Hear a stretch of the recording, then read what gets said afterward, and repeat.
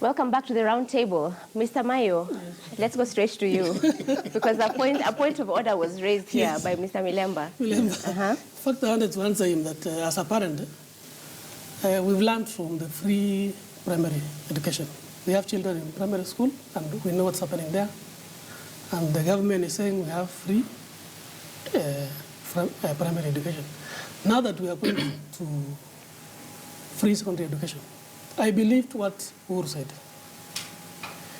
What Raila said actually is a wise lie.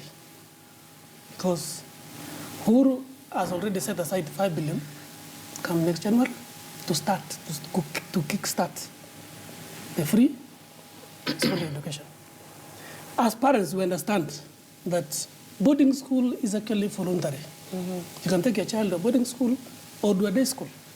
So we know when you take your child to your day school, it will be free absolutely. You'll only meet the cost of taking your child to school. You see, you can't tell us here that boarding schools are voluntary. Yeah, voluntary. But then, you know, boarding is voluntary. For example, how come when your child is called to Alliance, is it voluntary for you to take them to boarding or for you to take them to take them to a day school where what we are saying is there is more than meets the eye, and this is why I began by saying I agree that the Jubilee administration has made steps that everybody can believe in and steps that anybody can touch. A framework within which now we can anchor free secondary education. But you don't come from anywhere else and start telling us, for example, Alliance today as we speak, even with all this regulation, it is 73,000. Tell me how you, as a government, you want to start now coming from nowhere in and September. Saying it is zero. It is zero amount. So, but then you're saying that Jubilee will be able to do it in January. That's why I'm saying I believe the Jubilee administration because of the distance that we have traveled. If you look at the commitment, what does that mean? That's a very vague statement. Yeah. No, it is not vague. It is not vague. Let me tell you. What is this distance? When 2011, let me ask you. 2011, for example, where were the principals who are currently in NASA? All of them were in government. How long is the distance? Is it? Wait a minute. Secondary school at that time was doing 100, was doing 90, was doing 80. But anyway, what we want to say here is, for me, as an activist to the right to education, I am happy that any administration now is wanting to implement this thing called the right to education. But the definition should be and that's what I want to do. Listen, and I have a question for all of you actually. Because as an outsider, just listening to politicians can come here and do that. Mr. Milemba, listen. As an outsider, the question I have is, we're talking about free secondary education. It's not something that just cropped up in the minds of politicians. It's something that has been discussed before. Where is the data? What informs how we're going to go about it? It looks like we're just going to eyeball it. No, it is not true. It's just like an ingredient we're going to like, let me tell you, I sat in a task force that was led by Kilemi Mwiria. A task force that he also sat, that was looking at the cost of secondary education. And that data is there. Yeah, it's there. Everything that it would take a government to implement free secondary education, for example, minus the lunch component. Imagining that we gave it to the president about 6 years ago. 6 years ago? No, the Kilemi Mwiria report was just the other day. It was only in 2014. But 2014. It is not about years. So can we find out, what did you find out? What do we need to implement free secondary education? Do we know how much we need, for instance, per year? Yes. Do we know where we're going to channel it? Yes, and it is known. And for example, this government has done what the Ministry of Education has done, and with the task force report is saying it would cost any child 9,000 shillings per year for you to enjoy day schooling. That is known. You know, that is known. That is but there are other things that, as like they are saying, like things about uniform and so on and so forth. That's why I was telling. That is why I'm telling Kabiru. For example, I am not even sure we are mature enough to start talking about a uniformless school, for example. Because if uniform is what would cost 20,000, then it is irrelevant and we don't need it. But that is why we are saying there was a role of parliament that was failed. Because as much as we gave that report to the president, there were recommendations that required, to be legislated on so that parents now can be empowered, and everybody else, even including the Ministry of Education itself, can be empowered to go ahead and implement some of those decisions. And the same question to Mr. Milemba, the data question. Where is the research on this? Allow me to answer this. Yes. I think insofar as the data is concerned, Janet has dealt with that. It was a task force and we did it. Insofar as what other requirements are concerned, we really need any of the the blocks that are struggling to come to power to tell us that this is what we are going to do. We are going to increase the funding to schools by this amount because currently they are sending only 12,500 to boarding schools. They are equally sending a similar amount to the day schools. But we also want the two blocks to tell us that, hey, if we are NASA, we are going to send this amount on time because one big challenge that our principals are facing is that, for instance, third term, they only received that money yesterday, but one, and schools have been on. So they really have to divulge into the practicabilities of implementing the free secondary school education. Otherwise, as far as we are concerned from the union side, this is a very welcome idea. I must congratulate the boldness of NASA to say they are beginning it in September, and the boldness of Jubilee to say that by January they will be bringing it on board. And therefore, Kenyans are now assured that there's free secondary school education coming, and Omboko Milemba doesn't need to get to Parliament to move that motion like he was going to do. But as far as the freeness is concerned, let's allow the definition to be free. The other details, parent, it is us who helped you to get the money for examinations paid. Don't start defining for the parents of Kenya that as we know, we shall buy uniform, we shall also pay this. This is free. Allow the governments to come out and define what free is. I have another. I really want to move this forward because there's some things we must address. Yes. The people we're discussing about, the people who are going to benefit from this, of course, apart from the parents, are the students. Yes. These are people who don't vote, a majority of them. They're not adults yet. Do we think about them? And the reason why I'm asking this question, in fact, Kaburu, maybe you can clarify. Last year, the class that sat KCSE, there were 33,000 Is. That is the class you surveyed first when they were in class 5, 7 years ago. Yes. What did you find out in your survey? It's very, very interesting that we have what my brother-in-law calls fake statistics. And it's good that Janet sits on the board of the advisory of our work. Now, it's very, very worrying. I wish I could pull my laptop and show him the samples of what our children are struggling to do. And 8% of our children who are leaving class 8 cannot do class 2 work. And this is why we have a clear demonstration of 33,000 children who are leaving Form 4 without mastering any basic skill. And in fact, 10,000 of them got a mean of less than 10 marks. So we are talking about a real issue. And that's why it will be important that we do not discuss these issues in isolation, but to look at the entire spectrum and the entire continuum of what you are giving to people. It is not just enough to make populist statements. It's too unfortunate that perhaps, I know, Janet, the daughter attends a public school at least, but it's a high-cost public school. It's not just an ordinary public school. That's a personal I apologize. Okay, I'm sorry. I'm sorry for saying the truth. My child attends a private school, which I likely pay 10 times what Janet is paying. I'm not sure where Chairman is. Yes. My brother-in-law looks like he's already Concentrate. So the point is that it is not fair that we just legislate because, or we make policies or political pronouncements because it is them. We have to critically look at the question of what Janet is saying. What does it mean for us to realize the right to free and compulsory? And just hold it there, Mr. Mayo. Yes, madam. The one thing you've said is we're going to buy uniform. Yes. We want everything else paid for.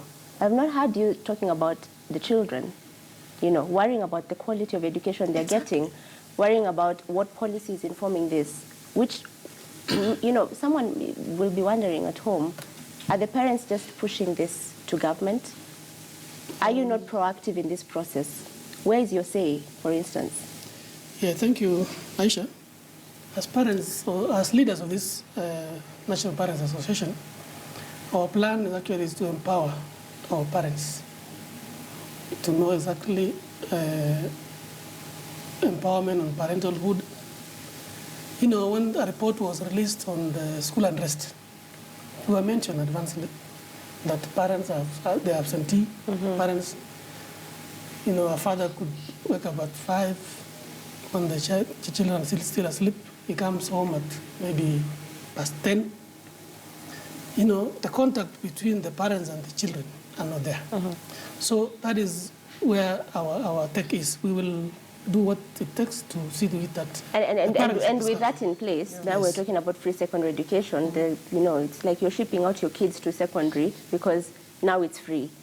What should parents be thinking about when they're hearing these political promises, for instance? Yeah, the parents are very happy. As I said, and I'll repeat what I said, we know our responsibilities as parents.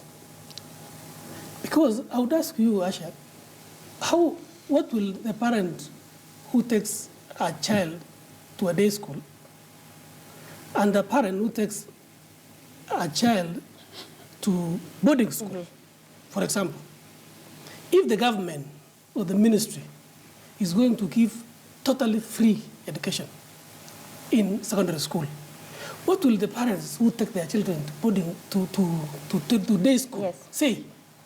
They will say we are discriminated against.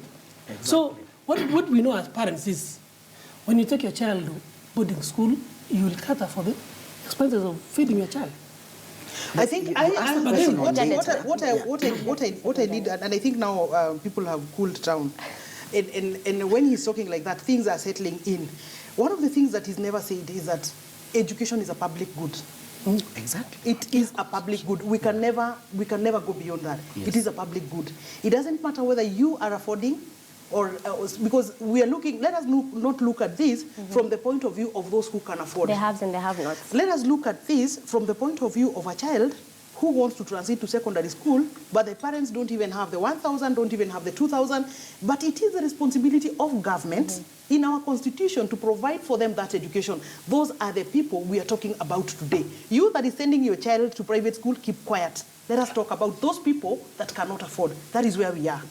And speaking of which, when I look at all those politicians on the podium, either Jubilee or NASA, especially the members of parliament, I want to ask them, what has been your contribution so far to make sure that at least we are edging closer to achieving free secondary education? And their contribution has been nil. There is so much the Ministry of Education has done, but it has not been backed by legislation.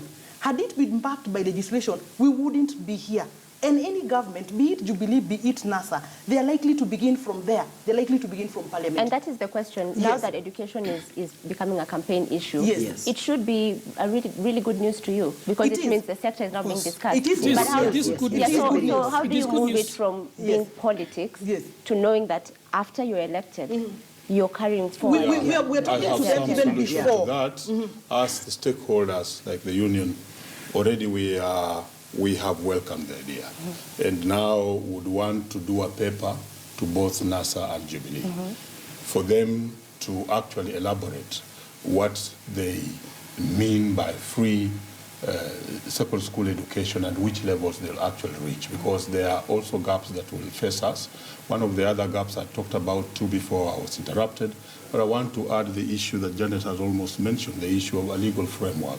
Because when we have influx of students in schools, we shall also need a legal framework to guide who is actually joining the school. You remember when Kibaki came in with free primary school education, there are some people who thought it could be a podium for drama, and therefore very old people were rushing to schools in order to get admitted and other things, plus other aspects of law that will govern that. So you'll be advising on the manifesto so that you can see the actualization. But I want us to wrap up because of time. We just have like around 2 minutes. So just conclude on your thought, Mr. Milemba. So for me, it is highly welcome. It is a good idea. The boldness with which our ideas have taken it is welcome. Right. For NASA, I really want to congratulate them because they are saying September. You've already congratulated them a couple of times. And I want to say that it is a matter of creating a supplementary budget. If it's your priority, you realize it. Thank you. For the parents, let's be patient. Let's not start drawing lines of what it means, because we shall get to that. Thank you, Mr. Milemba. Mr. Kaburu. It's a good attempt towards realizing the right to education. But one, Kenyans must interrogate what politicians are telling them. We must get the details specifically of what NASA and what Jubilee are telling us. Number two, it's important to still realize that the question of free Data has shown that it defranchises parents, it disconnects parents from their participation in their role, and lastly, we must still focus on the policies around the poor. So even as we provide for that free education, it's not right that you have Kenyans who are paying 1 million Kenya shillings for fee in one term, and you have other parents who are being paid for 1,000 shillings, and their children have to compete on the same space. We cannot continue privatizing education, whereas it is supposed to be a public. Thank you, Mr. Kaburu. Mr. Mayo, briefly. Madam, I would say, for me as a parent, the biggest problem we have is distribution of teachers in schools. You know, the ratio, the standard ratio is like a country like Finland, is 28 to 30 students to one teacher. In the Dr. Kilemo Mwira report says that it is 32 in Kenya, 32 students to one teacher. No, it is 140. But currently it is 70 to 1. Currently? Wow, yes. That statistic is okay, very so big. you think in addition to... So my point is, let's not go there. My point is, I want the government, the Ministry of Education, to see, to make the decision equitably. Thank you. All over the country. Thank you. Janet, I would say that we've really tried. For once, we are saying activists like us, we've been vindicated. We have fought this battle. We've come from so far. We are lucky. We have a report, Kilemi Mwira report, that gives us all the data, that says everything that we want. Now, we have political goodwill. The top level has said, yes, we are doing this. We are unstoppable. I am happy for the children of Kenya. Thank you. And thank you so much, ladies and gentlemen. A really, really interactive roundtable. I welcome you again, perhaps in September or January, to see what's happening. And you at home, please join the conversation at KTN News on Twitter, at Asha Mwilu, #the roundtable. What do you think about the government and the NASA coalition quest for free secondary education? This has been the roundtable. Good evening. I'm Asha Mwilu. The roundtable was live from the Radisson Blu Hotel in Nairobi.